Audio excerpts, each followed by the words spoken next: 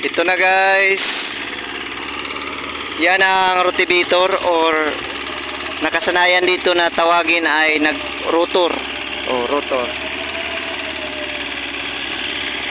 Nag-andar din yung ano ko mga ka-farm, yung ano, water pump. So ngayon, dalawa sila nagtrabaho ngayon. Meron pang isa doon mga ka-farm.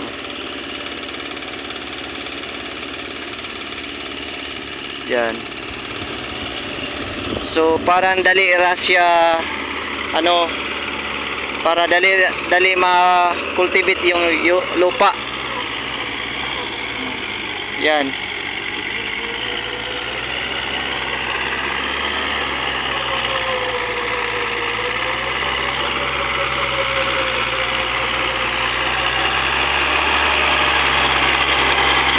Kubota.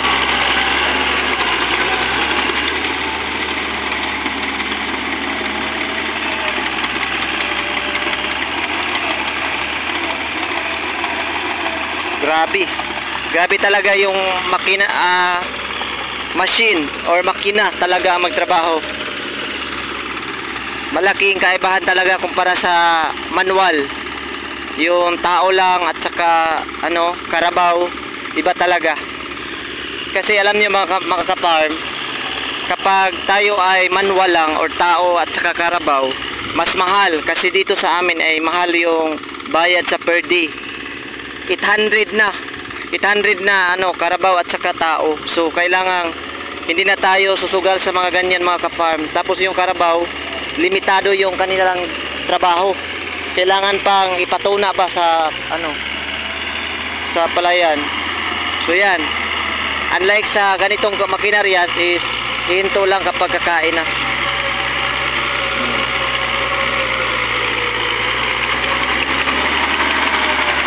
Yan. Diba? Tingnan nyo. Grabe, napakaganda talaga yung epekto kapag ang magtrabaho is yung makinarya. At malalim pa yung niya na ara-aro.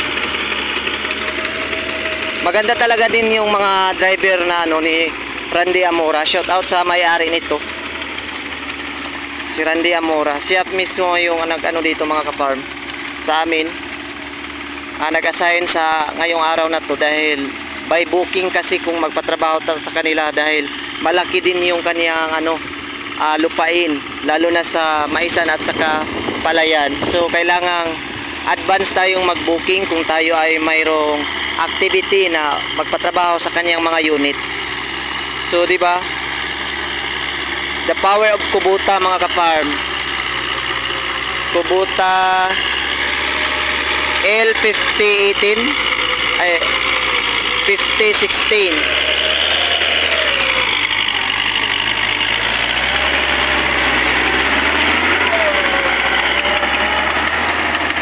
Grabe oh.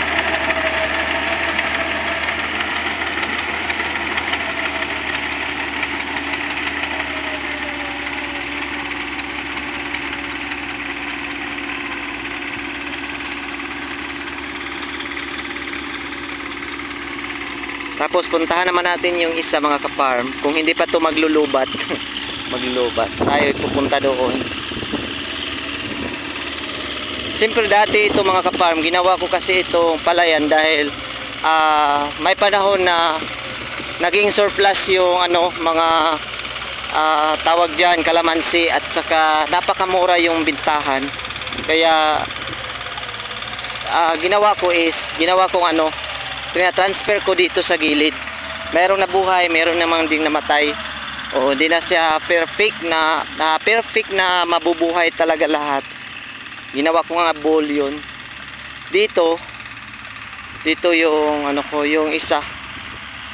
Tapos parang ginawa ko din yung palayan to dito mga ka-farm. Kaya sinabay ko na lang sa kabuuan.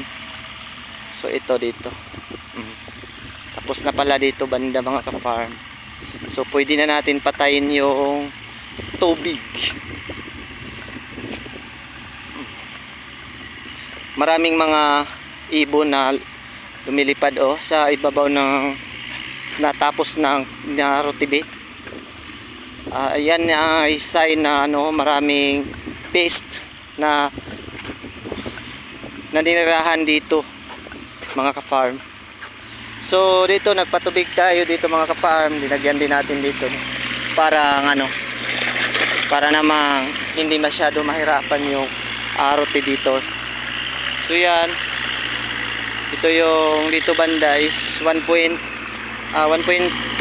dito mga ka-farm, dahil hindi parang 1.2 lang to kasi hindi to mauubos siguro lahat na nila.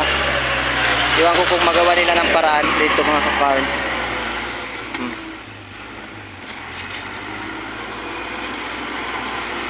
Yan.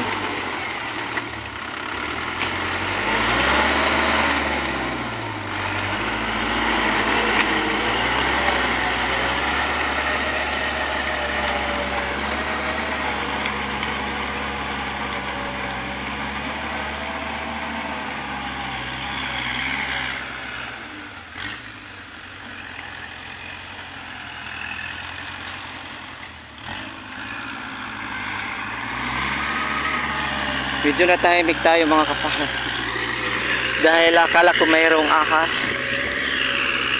Wala pala, akala ko lang yun. O tingnan nyo mga ka-farm mo ang resulta. Malalim siya at saka alam nyo mga ka-farm, mas malayo talaga ang kumpara o kung magkumpara tayo sa hayop or karabaw.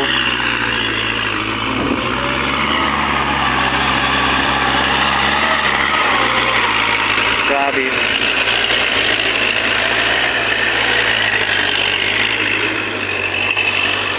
Dito tayo baka tayo ay masagasaan pa. Okay. O diba? Meron ng tubig dito mga ka-farm. So yan.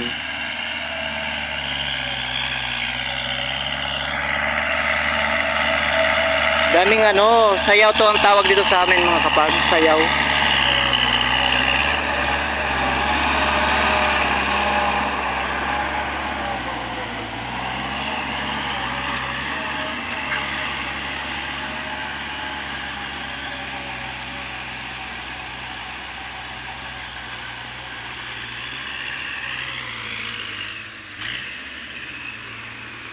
Madali lang. Basta ganito na lang kalaki mga ka-farm. Tapos doon yung papunta doon sila sa kabila, yung isa, yung iniwan ko doon. Yan.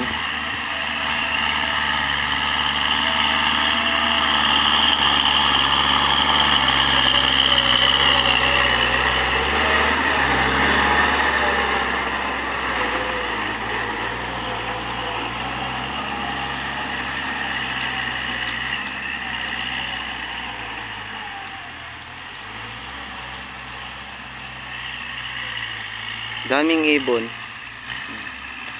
Ibon. Yan.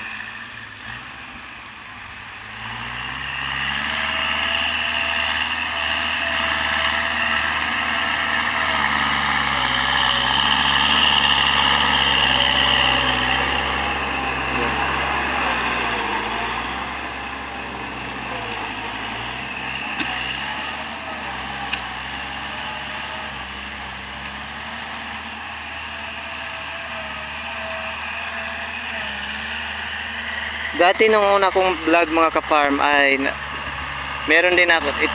Ito pa rin driver na to mga ka-farm. Siya pa rin yung nagda-drive. Yan ngayon. Wow! Super talaga. Almost done na mga ka-farm. O diba? Kung ito ay karabaw yung pinapaano natin mga ka-farm, ay mas lalong mas lalong madami pa mga ka-farm kumpara sa ganito. Dalawa lang to sila mga ka-farm pero by hectare to, hindi to by unit. By hektarya ang tawag dito, ang paraan kung paano magbayad. Wow, tapos na, papunta na dun sa kabila.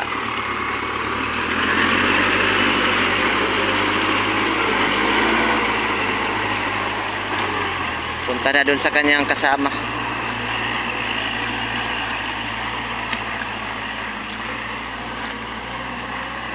Okay. Malaking ulan na ang kailangang antayin dito mga ka-farm. Diba? Puntahan natin doon kasi malaking supply doon na ano. Tapos ngayon ay parang ano na, alas 12 na. Alas 12 na ng tanghali. Ay kailangang pakainin muna natin tong mga mga driver. So dito tayo, siyempre dito tayo dadaan mga ka-farm para matest natin kung gaano ba kalalim. Para sa akin mga ka-farm, parang nasa 5 to 6 inches ang kalalim nito mga ka-farm. So enough na, at sobrang enough talaga sa palay. Kasi yung palay ay pwede makabunga na rin yun na 2 to 3 inches, pwede na yun. Diba mga ka-farm? Yan. So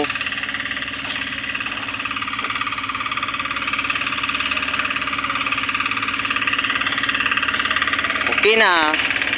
So tingnan nyo mga ka-farm, maganda yung supply. Maganda supply na ba? Maganda yung resulta kapag may tubig.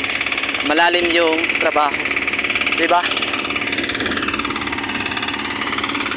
So nagtuyok. So ingon na mao to iyang ko nagtuyok.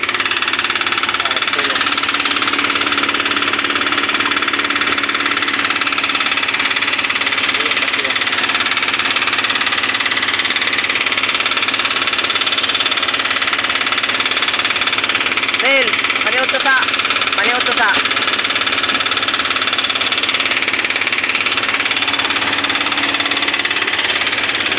So na siya.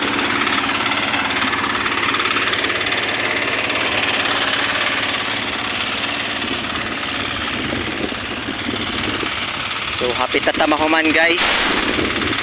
Malapit na. Ano na lang, 1, 2, 3.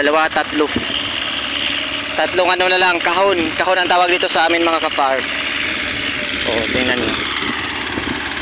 See, diba? Alam niyo mga ka-farm, farming is life talaga. Super.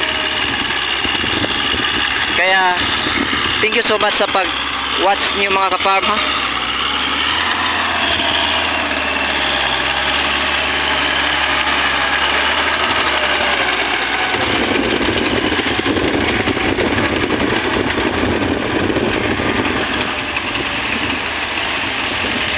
So madali na to mga ka-farm. Madali na to matapos. Dahil dalawa na sila dito banda. Halos yung natapos sila is parang 1.2 or 1.4. Kasi hindi lahat yung sa kabuuan yung malaking kahon. Hindi lahat natapos kasi medyo malalim yung putik. So yun lang mga ka-farm. Thank you so much ha, dahil kami ay kakain muna.